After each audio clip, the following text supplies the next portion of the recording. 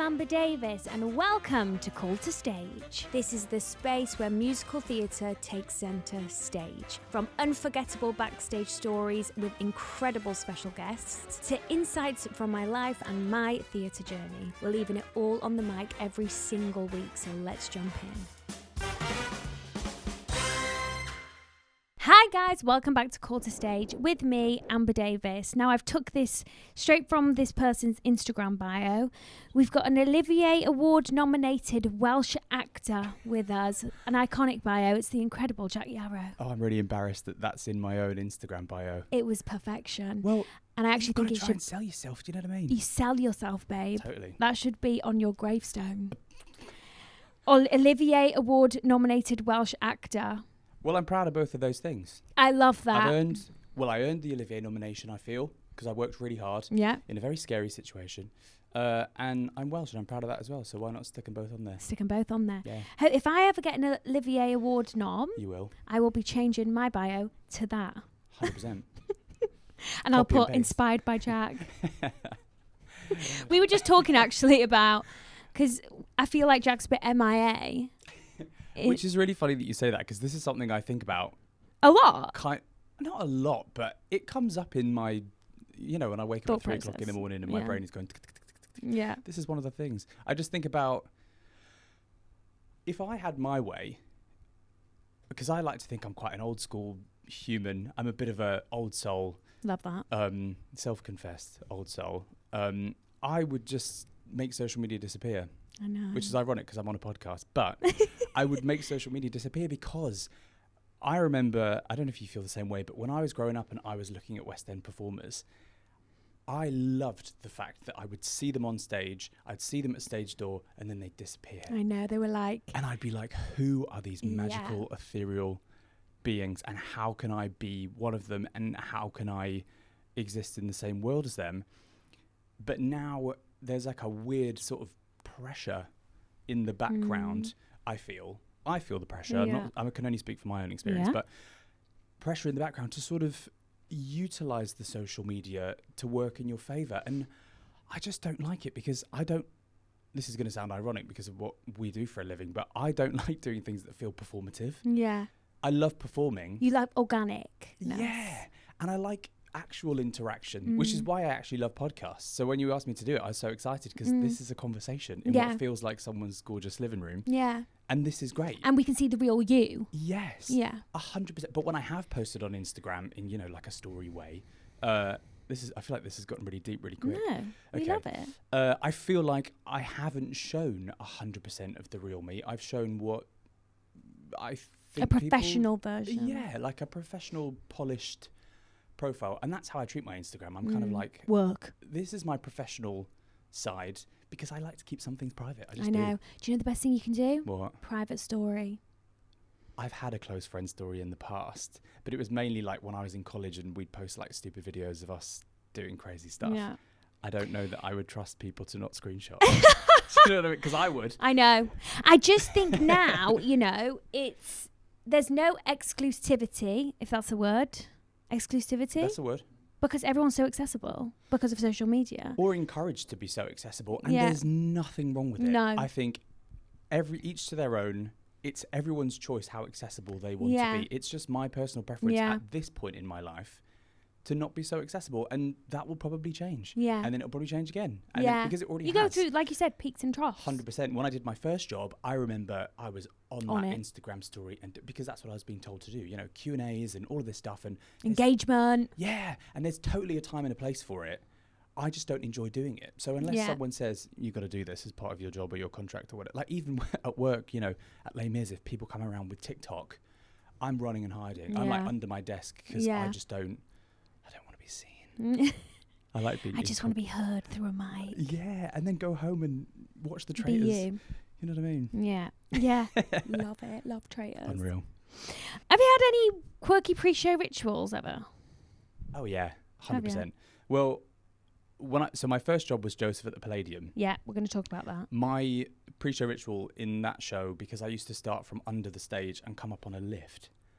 stunning. Which I was like, Maybe you how peaked in that Beyonce moment. is that? Yeah. That was, I think I peaked I in think that you moment. peaked in that moment. I think I did, but downstairs in the basement of the Palladium, there's a plaque dedicated to Bruce Forsyth, and I used to touch that every day on the way onto the lift. And then his family, because I said it in a newspaper or something, and his family heard that I did it, and they got in touch, and they were like, "We think this is so sweet that you'll do it." So that was like, if I could have a Bruce Forsyth plaque to touch in every theatre, that would become my pre-show ritual. That is actually adorable. It was something that just happened really organically. Like I saw it and I went, "Oh, Brucey," and then that was it. You know how it is once you do something once and you have a good show. You go, "Oh my god, it was Bruce." It's because I invoked the spirit of Bruce. Yeah.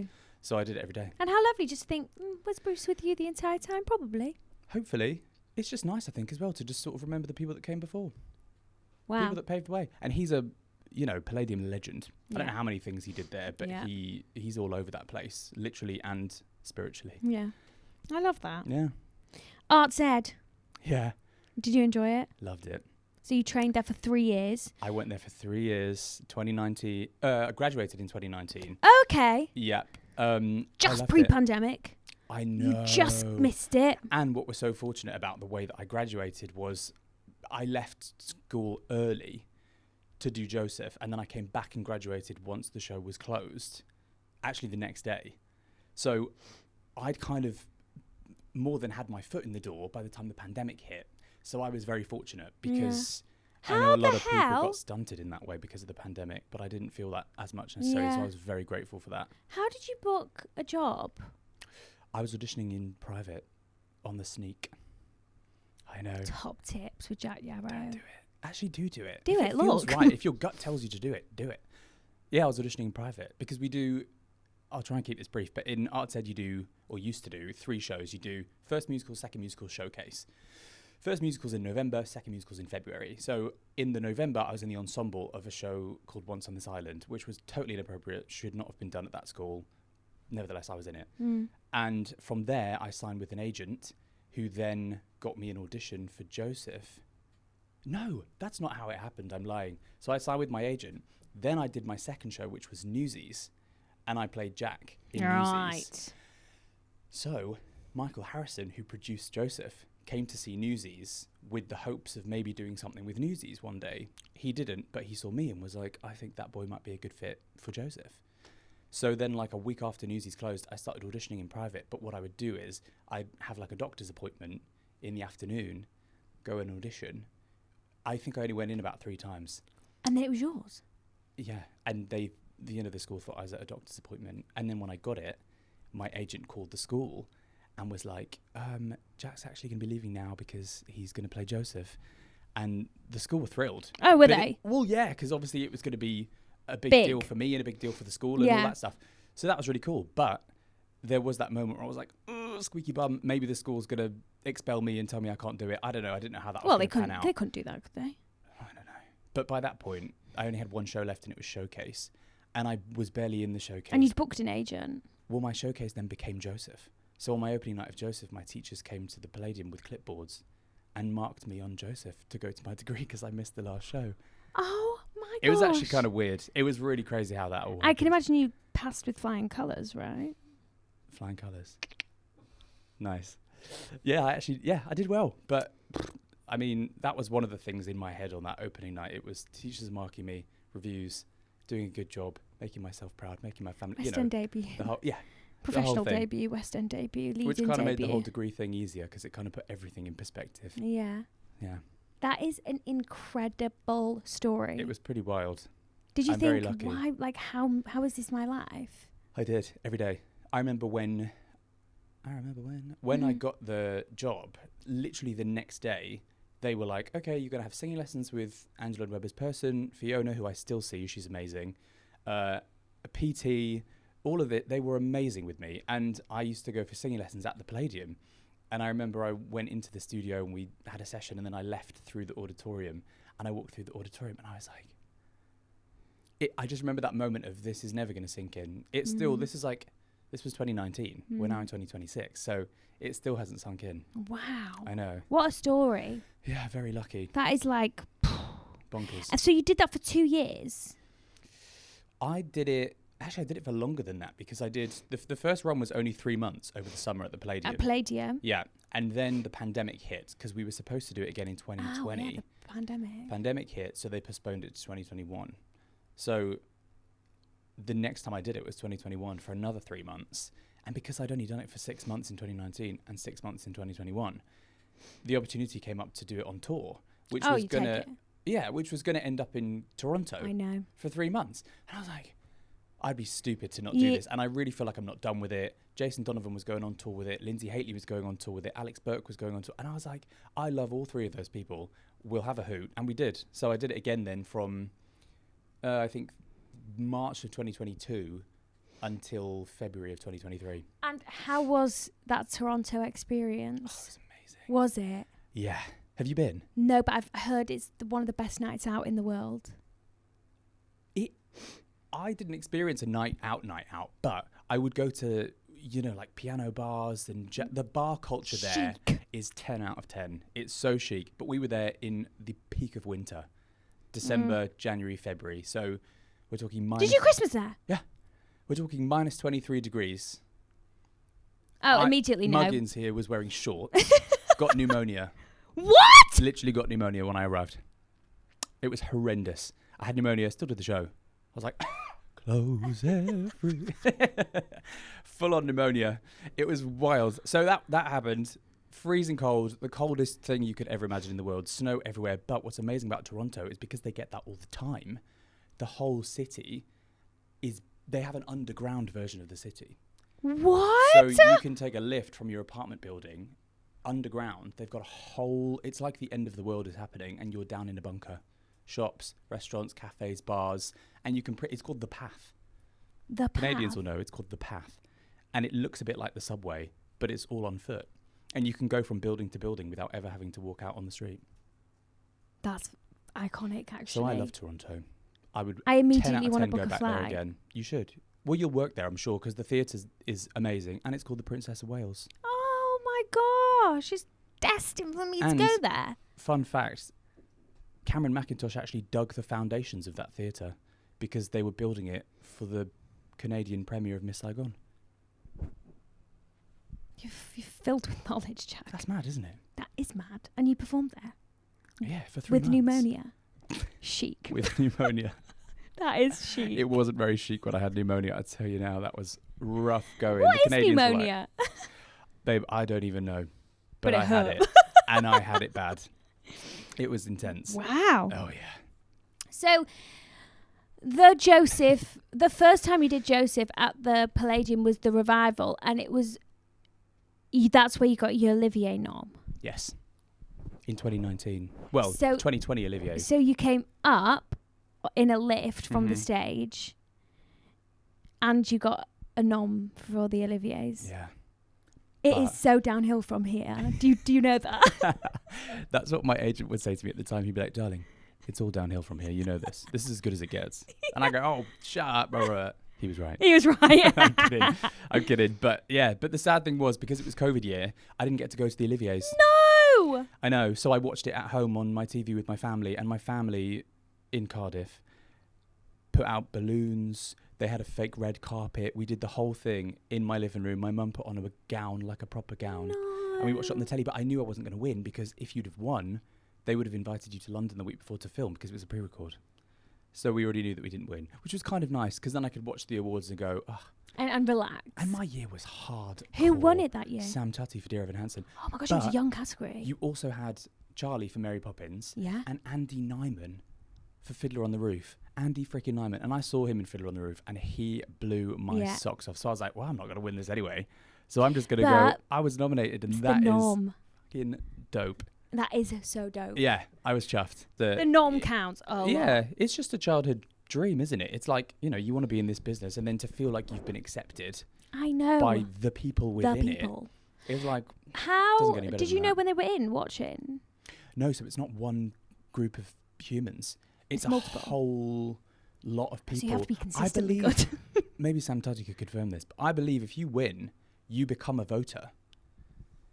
So I believe it's whenever a voter wants to go see the show, they go see the show. So you could have people in every night. And because we only ran for 3 months, Pretty much so. Every night, you know, it was like, God, I don't know. Wow, that is incredible. I bet your Had a family is so Mirrors proud of you know, that sort of, that's a really sweet thing to say, because they really were. And I was so proud to make them so proud. Like, I was so proud to represent the family.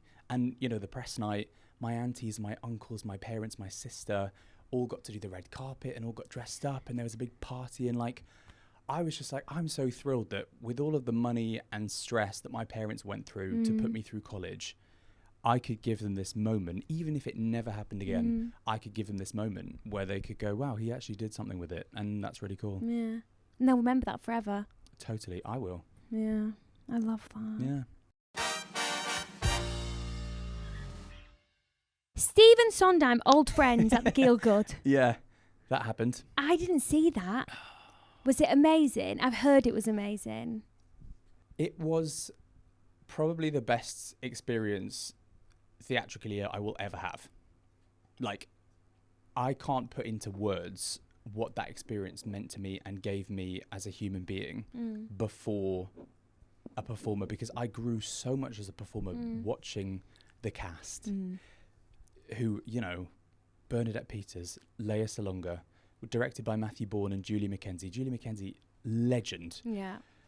You know, Bonnie, who we both know. Yeah.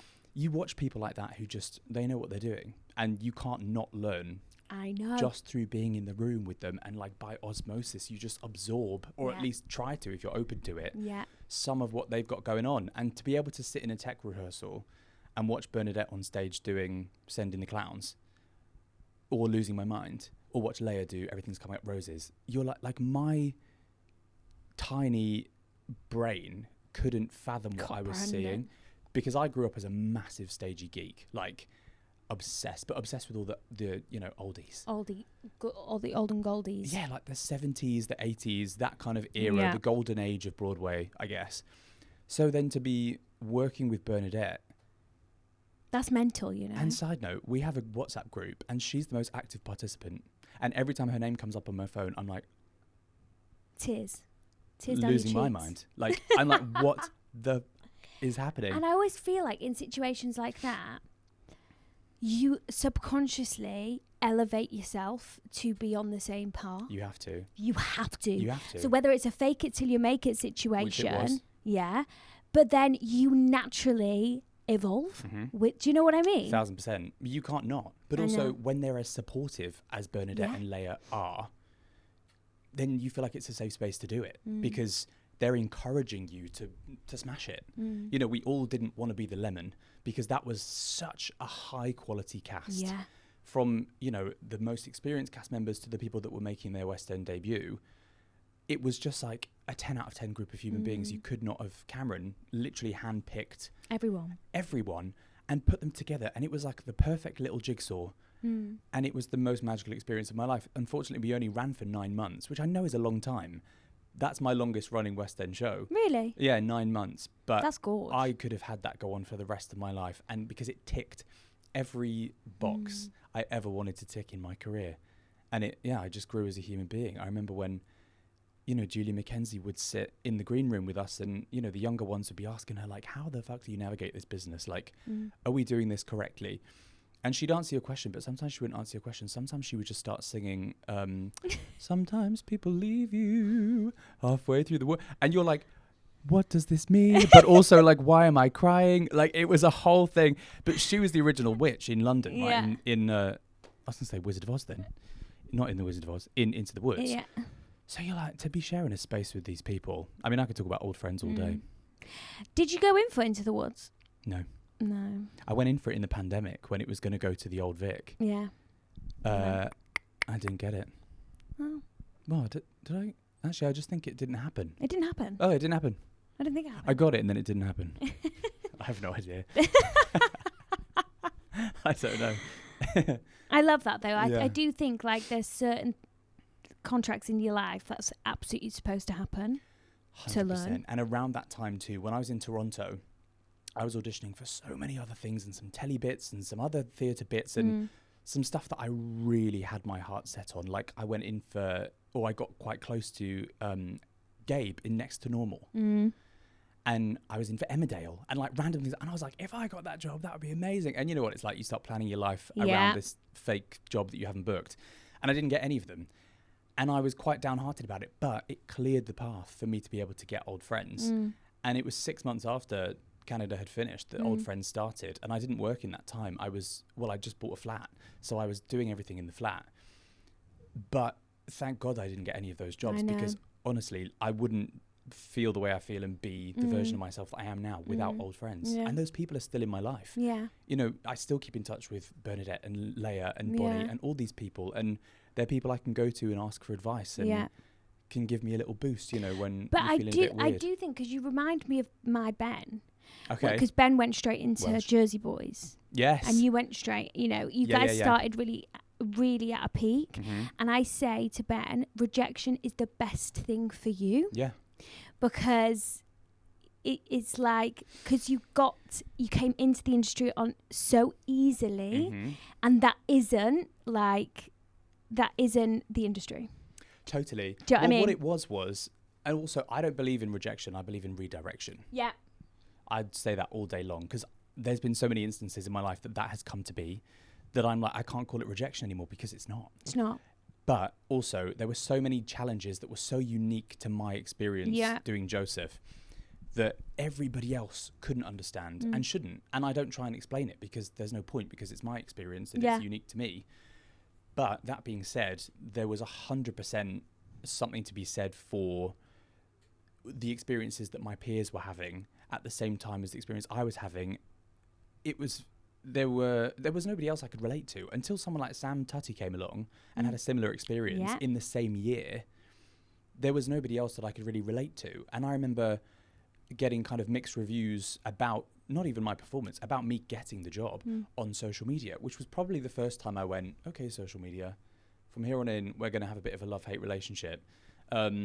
Public opinion. Yeah. Girl, I feel ya. 100. Well, you know better than most. But it's like, for example, you came straight out of college and went into a job. Yeah. Stick. I come from a reality show, go into a job. Stick. Of course. It's like no one can do right sometimes. So what do? You just do what's right for you. Yeah, and step back. You follow your gut and you go with your instinct. Yeah, and also you take the job.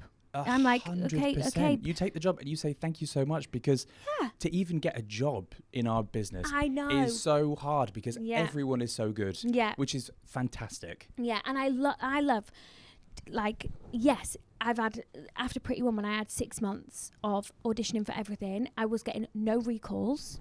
I was just getting solid no's. But how did you feel in those 6 months? Well, I felt like it's part of the parcel. You do have downtimes and you have to get used to them. I was freaking the hell out. I was like, I'm never going to work again. Okay. Like, what the hell's going on? And like, I will always remember going through those tough 6 months and never doing that to myself again, because you have to live your life when you're not working. 100%. You cannot live it stressed. Yeah. But also, I would imagine in those 6 months, there would have been points where you learned so many valuable lessons about that myself you would never have learned if you go from, here's my big thing, if you go from job to job to job to job without a break, and I've been very lucky, you know, I've had a lot of instances where I've left a job knowing what my next one's going to be, but it still comes with a break in between. If it's not for those breaks, whether they're a chosen break or, you know, a break that you just have to make your peace with, you miss out on so much personal growth. I know. Because if you're constantly on the treadmill of, you know, doing this job, doing that job, doing the other job, you don't get to know you as a human being. You get to know you at work or at different work environments. So I feel like, I mean, I'm 27, but I've got a long way to go, but I feel like in the grand scheme of personal growth and development, I've done a lot since 2019. And if I'd have kept working consistently, that never would have happened. I know. And you need life experience. If you're going to play certain roles, 100%, you need to be able to connect. And that's the thing I used to get all the time was like, we like Jack, but he's a bit too green. So I'm trying to be red. Or whatever's the opposite. So went soul searching. Yeah, I did. I went backpacking in. No, I didn't. I was in my flat going. Yeah. And then I found my soul. And here it is. Pippin concert, Drury Lane. Yeah. With Zizi. With Zizi. And Idris. And Idris. Was it and unreal? Alex Newell and Patricia Hodge and Cedric Neal. Oh, Cedric! Just the best group of humans. That would be my second best group of humans after Old Friends. No shame to the Pippin you've worked with good people, haven't you? Mate, I've been beyond fortunate with the people I've worked with. It's really cool. But yeah, Pippin happened. That was a big soul-searching moment for me. Was it? Pippin was hard and very, very, very scary. I've never in my life felt more vulnerable. Really? But I needed to go through that experience as well. Because I'll tell you why.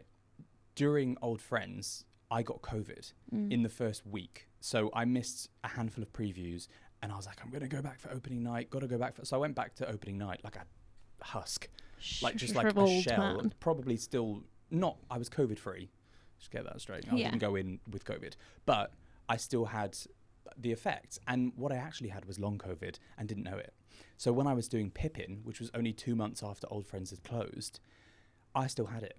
So when I would sing, all through Old Friends and through Pippin, I felt like I was singing with somebody else's voice. And there was this weird cap on my voice. And there was like a weird little husky-ness that I would have to try and navigate and avoid. Did you think you were doing damage when you were singing on the husk? Oh, yeah. I thought I already had done the damage. Okay. So I get the call to play Pippin on a Thursday and we start rehearsal on the Monday. And we have 2 weeks of rehearsal to get this thing on. Yeah, it's so intense. Which is, for those concerts, that's actually quite generous. Yeah, it is. You normally get like maybe 4 a days. couple of afternoons. Yeah. Yeah.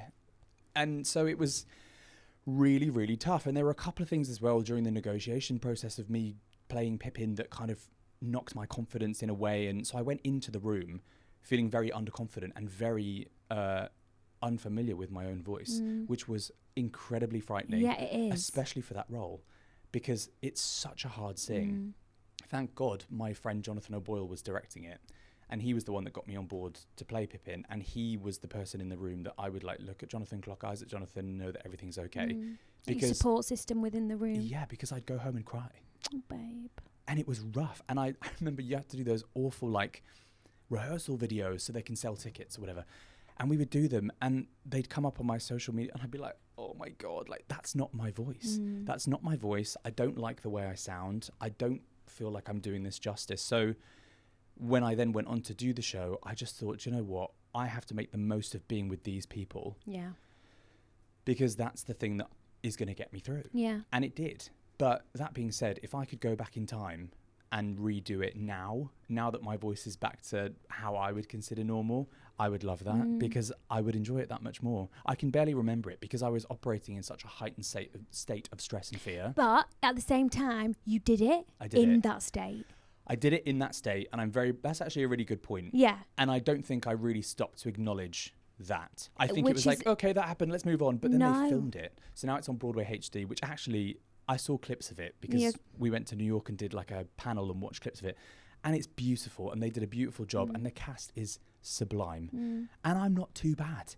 But you look back on it and you go, I was being so hard on myself at the time. And I'm watching it now and it really isn't. If I wasn't me, I would never know. So Pippin was a huge lesson in letting go and doing your thing and being the version of you that you are in that moment. Yeah.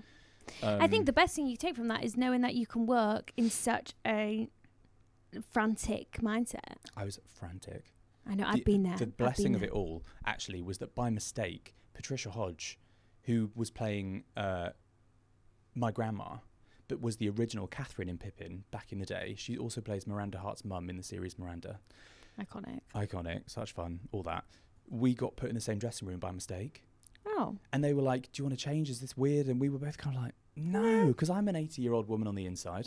She is an 80-year-old woman. So we thought this is a match made in heaven. Yeah. And we had the most fun. And she would tell me stories and we'd laugh. And I believe that was fate that put us in the same room because she got me through it. She really, and I got her through it in some ways because she was nervous to sing because she hadn't sung on stage in years. So we got through it and, hosted a party in our dressing room after the last show. And it was, she was my ballast show mum. through. She's my show grandma. Yeah. I text her sometimes like, hi grandma. Oh, I love that. She's like, who's this? You've done like loads of incredible, like if you think you've done Palladium, Gielgud, Drury Lane. Have you got like a dream theatre? A dream theatre? Yeah, because you've done like some iconic ones. Like where'd you go after Palladium? To bed. Most nights. Radio City? That would be amazing. It can be anywhere in the world. Doesn't have Radio to be City London. would be amazing. The Albert Hall would be amazing. What else? That would be terrifying. Do you not think? The Albert Hall. I don't know. Honestly, though, I feel like that's another thing about Pippin. Now that I did that, nothing scares me. Exactly. That's I why can't maybe stress- you're meant to be in that position. This is what I think. Because I think there's going to be bigger challenges, I hope, in the future. Yeah. And I don't hold that same fear that I held walking into Pippin rehearsal. I just don't. I feel like Strictly held a different purpose for me because I'm a clinical overthinker, right? And especially in a rehearsal room, I'll be counting down the days until that opening night, you know? Yeah. And legally now, I'm in rehearsals for Legally. I think because Strictly was so intense and we had to turn things around so quickly, I'm the most chilled I've ever been in a rehearsal room. Right. And I'm loving it. I know. I'm enjoying it. I'm taking it all in. It's great when you have that moment where you're like, oh, actually, that's what that purpose. I'm more in control than I think I am. And that is why it came. That's what it needed to serve me. Yeah. Like things serve you 1000%. weirdly. Do you know what I mean? Yeah, I totally agree. And then I can't believe I've been with you all this time. We haven't talked that you work with my sister. Yeah, just now. Yeah, I What the worked with hell? Jade on the Les Mis Arena tour. Les Mis Arena Yeah. tour. But you did Town first, right? I did. So, finished Old Friends, Yeah. and Cameron McIntosh was like, darling, I think you should come and Do Marius. just sing around the piano for Marius. And I was like, yeah, all right. Mm. You know, I can do that. Because back in 2019, when they were about to close the then Queen's Theatre and reopen it as the Sondheim Theatre with the new production, Lawrence Connor, who directed it, directed me and Joseph and asked my interest to do it then. But I couldn't do it because I'd already agreed to do Joseph the next year again in the same summer slot. So I thought, well, that opportunity's passed me by. That's never going to come around again. So then Cameron asked me to come and sing around the piano, and I did. And then he offered me the job to do the arena tour, the World Arena tour of Les Mis as Marius. And I'd never done Les Mis before, ever. Obviously, I knew it because it's Les Mis, everyone knows it. Naturally. But he said, I tell you what we'll do, darling. You and Bonnie, because Bonnie also got cast as Madame T at the same time. Yeah. We'll go in to the production in town for 4 weeks just to find your feet, figure out the show. And I was like, in what other job Do you just would you pop ever in? pop into the long-running West End hit that it is and find your feet? Like, that's not a rehearsal space. No. And I think we had maybe like 2 weeks of rehearsal. And then And then we you were learned the rest on the job. And then what? Did you learn the rest on the job? Yeah. Yeah. But had the time of my life. For those 4 weeks, I was like, if I could come back to the West End and do this again, I would love to. I feel like once you get your foot in the door with Les Mis, Yeah, you can always return. 100%. It's the Les Mis revolving door. It is the revolving door. But that comes because of the generosity of Cameron and his team, because they remember people. Yeah. And they go, they have like a worldwide Cameron McIntosh jigsaw, and they're just constantly moving actors around, which is such a blessing because it keeps actors working. Yeah, and it does. It keeps you in unbelievable shows because all of Cameron's shows are unbelievable. So then I did the 4 weeks, and then I went straight on the arena tour for 10 months, finished that, and then came back into town to do another 8 weeks for the 40th anniversary, which was great because it was the 40th. And I got to come back and do the show in the West End for a slightly longer period, double the time I did before. So it was great. I love that show so much. And to travel the world with a show that is so well loved around the world. I mean, what other career would you find that? Totally. We're so lucky. It was amazing. And what was amazing too was taking it to places like Australia and different parts of the UK where people already know and love it. Yeah. And then going to places like Luxembourg and Geneva where they'd never seen it before. So they were watching it for the first time, and nobody has that experience with Les Mis anymore. You don't get to be an actor showing people the show Les Mis for the first time anymore. So you were hearing gasps and hearing sobs and hearing laughs when sometimes you wouldn't, because an audience knows what's coming, right? They still love it, they're still invested, but they know what's coming. But in these countries where they didn't know it, you could see the engagement was different. So we'd get a big kick out of that because we'd be like, oh, we're in a country where we're the original cast of Les Mis for them. It was very cool. Was it incredible to do an arena? I was beyond. Like, is it scary? No, it's better. Is it? Because it's dark and you can't see anything. But it's big. Until it goes bum, bum, and we're all on stage. And then the lights come up and you see everyone and you go, and then the lights go off again and then it's fine. But it is amazing. It is on my dream And there's that moment in an arena too where you finish a song and there's like a moment of suspense and then everybody claps. Whereas in a theatre, I feel like you don't get that as much, but because they're so far away, it's like this wave like coming back on stage. And when, you know, One Day More and like all of those big numbers that everyone freaks out over, it was like, Do you have in-ears? I opted out of the in-ears. I wore them for the first month, felt like I was underwater, tried it with one, felt like somebody had their finger in my ear the whole show. Yeah. And then I was like, I saw Alfie Boe didn't have any. And I was like, if Alfie Boe doesn't have any, could I not have any? And they went, yeah, okay. So I tried it without and it changed my life. And then I didn't. Yeah, because then it's reverby. So then you sing and it's like, bow, bow, bow, bow, bow, bow. And I felt like Beyonce. I think I've referenced her twice in this podcast, but that's what I felt like. I would sing and it would echo and I'd go, oh my God. That is me. That's wild. You're hearing me back there. But it would also be like, oh, I don't have to push. Yes. I can do all 10 shows a week because sometimes we did those. 10? Yeah. 10? Yeah. Well, Jade said it was just like the best time of her life. Yeah, you two are so similar. Do you think? Yeah. Like to look at, especially. You're both gorgeous with dark hair and gorgeous and whatever. But yeah, it was hard. Very hard, and I had to be very disciplined, and there was no partying for me, there was no crazy times because the schedule was brutal, but I would have done it 10 times over because it was so amazing. I love that. And to hear Les Mis with like a 45-piece orchestra, whatever it was that we had. In the West End there's 12, I think, and in the West End it sounds epic. In the arena tour you're like, my jaw would hit the floor every night. TV work. Yeah. So you've done episodes of Glow in Darkness. Yes. And In My Skin. Yes. So, do you want to transition into TV? 100%. Or are you just like wanting to have fingers in all pies? Fingers in all pies, but also I love TV because there's something different every day. It's a different discipline to theatre. Completely. And I love theatre. I love the routine of it. But I do also love the spontaneity of filming for TV because every day is different. You film a different scene every day. You film multiple scenes a day. It's a longer process and it's, you know, really long hours and all of that stuff, but I really enjoy the process.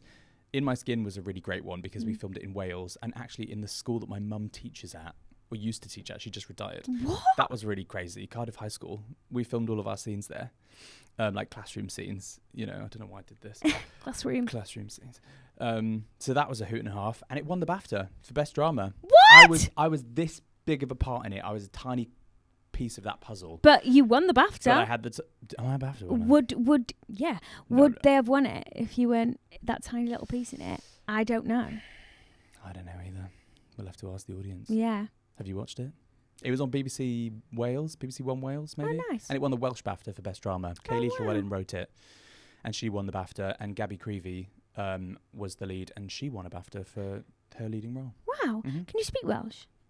Nakadim. Nakadu. No, I can't. We learned it in school, you know. Yeah. Did you have GCSE in it? Yes. Sure, legally you have to. I think I did legally, yeah. No, I'm doing legally. Yeah, I think so. What would be like your dream, like TV show to do? Would it be like a Netflix drama? Scripted or unscripted? Anything. Okay, I have wish lists. Go on. Okay, so unscripted wise, just as me, I would like to interview people, much like yourself, but do it in a way that I could be like with them on an experience. So, for example, what does Amber Davies like to do on her day off? Does she like to walk the dog? I like to nap. Does she like to nap? Do we nap together? I'm not going to be with you when you nap. Should we nap together? We just stand there and watch you nap, and that's the show. No. We're just with you with whatever you like to do. Like I like to get a coffee and have a roast dinner with my friends and sometimes do Amber's podcast and like go antiquing. Love. Okay. So like follow that person through it and ask them about themselves and their life, but also in the environment that they feel most comfortable in. I just think that would be really interesting. Wow. So that's unscripted. Scripted wise, I'm open to anything because I just love pretending. I love telling stories. I love playing pretend. I mean, yeah, of course we're all like, I want to be in the next Stranger Things. Well, babes, that's been and gone. That's been and gone. So I'm thinking, what's next? And can I be in it? that's, who knows? I know. My whole We thing need like is, another Bridgerton. You know how is Bridgerton finished as well? No, but you know Oh. how like Bridgerton was born and it kind of blew up? Yeah. Like we need another like British version. 100%. What would it be Bridgerton? called? I'm still pushing for the Real Housewives of the West End, and I want to be in that as a housewife. Oh my I'm not married, gosh. but I don't think you should. I'm have to sorry, be. but you could be married to your career. And who would cover it? How do you mean? Would it be like a reality show? Reality show. I mean, like ITV. No, let's go streaming service. Amazon Prime. Let's go Amazon Prime. Amazon Prime. Real Housewives of the West End. Be honest, there's enough drama There is enough drama. and enough story to cover. And people have big personalities. Yeah. You know? Right, well, thank you so much for listening to part 1. I'm going to be asking Jack some of your questions over on the Patreon. Thank you so much.